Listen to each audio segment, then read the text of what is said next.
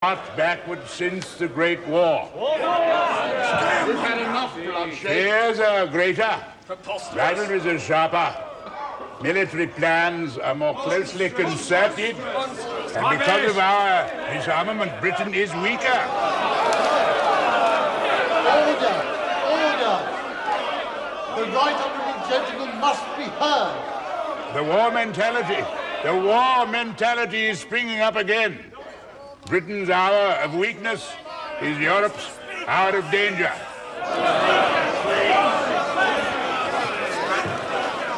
Mr. Pettifer. Mr. Speaker, although one is loath to criticise anyone in the evening of his days, nothing can excuse the Right Honourable Member for Epping for having permeated his entire speech with the atmosphere that Germany is arming for war. Mr. Speaker. May I remind the Right Honourable Member that a poll conducted by the League of Nations found that over 90% of the British people favour international disarmament. Hear, hear. And let us not forget that a child born on the day the Great War ended is now just old enough to die in the next Great War. It is our duty, Mr. Speaker, to ensure that there is no next Great War. This country wants peace.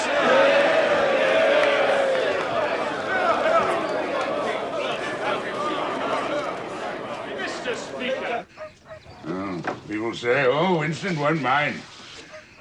He's used to being shouted at. But they're wrong. It hurts deeply.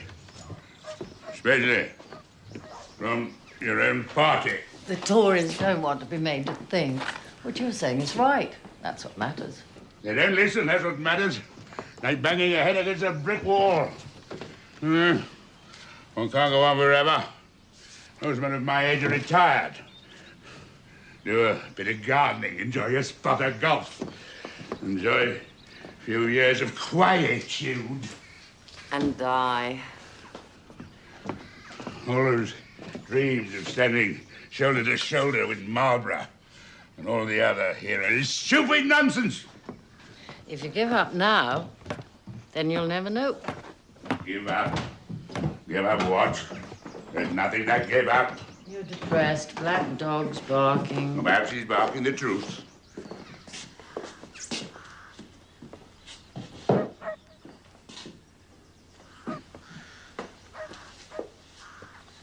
Winston, do you remember last year when Inches fell ill? It wasn't the flu, it was something more serious. Why didn't you tell me? Because he told me not to. The doctor said he should give up work completely, but he refused. Mr. Churchill needs me, he said. And it's not just Inches, it's Mrs. P, the staff, your constituency workers, me. We're all the same. You have the ability to make people carry on no matter what. You're only trying to cheer me up. Well, don't. Winston, all these years I've put up with the miseries of political life because I believe in you. And somehow I survived. But to have you here all the time in retirement, bad-tempered, getting in everybody's way, that is something I just could not survive.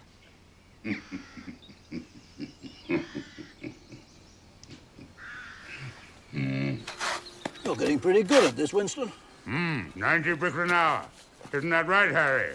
Nearer to 60, I should say, sir. Oh, very well, very well. Between 60 and 90.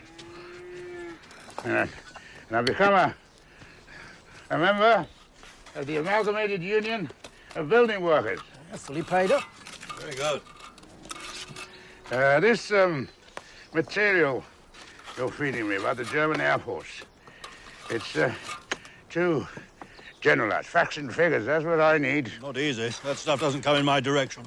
So how do I get hold of it? To be honest, I don't think you can. Top secret. Eyes only. Go straight to the Foreign Office.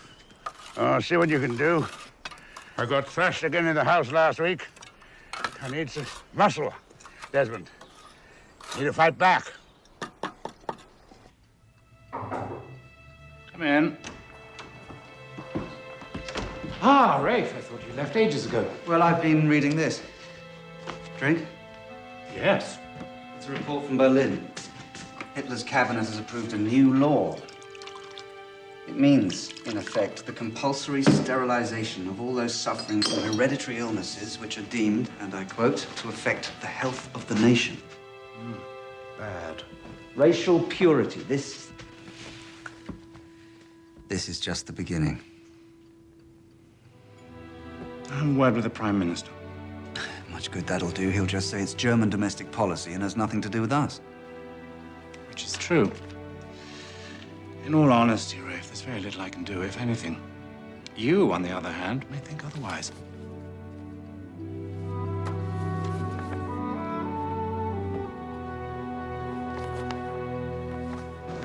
Have you brought any of this to the attention of the government? I've tried. I've sent briefing notes to Mr. Baldwin and all members of the cabinet. Have you had any reaction? Nobody pays any attention. Hitler's war machine's getting more powerful every day, and the British public's being deliberately misinformed. Or at least deliberately kept in the dark. I've made a summary of the figures issued by the government comparing our military strength with that of Germany. On the next page are my own figures, which are much nearer the truth. Germany will soon be strong enough to wage an aggressive war, which is what I believe they intend to do. Your figures are very precise. Much more so than the information I have. Presumably, you have access to other reports, other statistics. All of it as precise and detailed as this. Far more detailed. As I say, this is only a summary. I don't see how I can help you. Well, your position... I may be called director of the Industrial Intelligence Center, but don't be fooled. I'm no more than a civil servant. I have no public voice, which is what you need. Yes, it is. In that case, I think you should talk to Winston.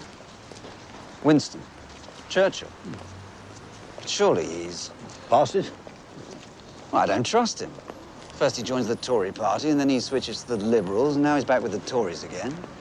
He has no judgment. Maybe. He has an extraordinary instinct. He knows when something's important and should be pursued. He's wrong about India, of course. He's been wrong about a lot of things. I believe he's right about Germany. I shall be seeing him at the weekend. If you'd like me to take anything down to Chartwell, I shall be happy to do so. That would mean...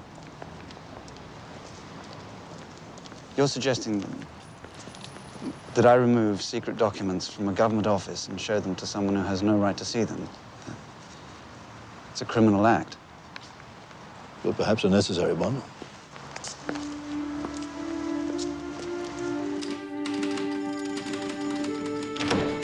Marjorie? Yes, Mr. Wigram? An envelope. I need a large envelope. An envelope? Yes, do we have any large envelopes? How large? Just to take some papers, just an ordinary large-size envelope. Oh, if you give the papers to me, I'll post them for you. What's the address? No, it's nothing to do with work. Where do we keep the envelopes? Is this big enough for you? It's fine, perfect. Thank you.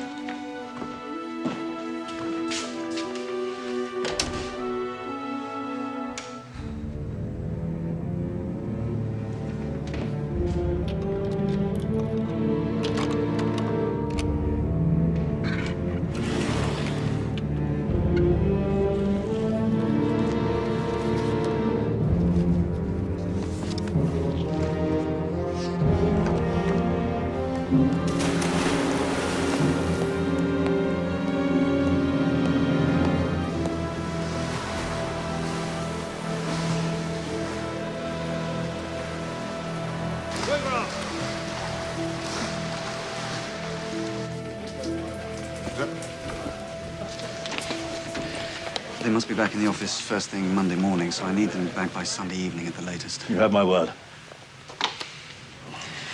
If it says don't walk on the grass, I never do.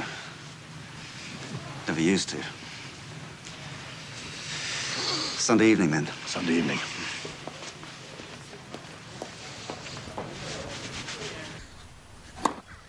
Oh, no, definitely. Can we have some more lemonade? No, let's finish the set please. first.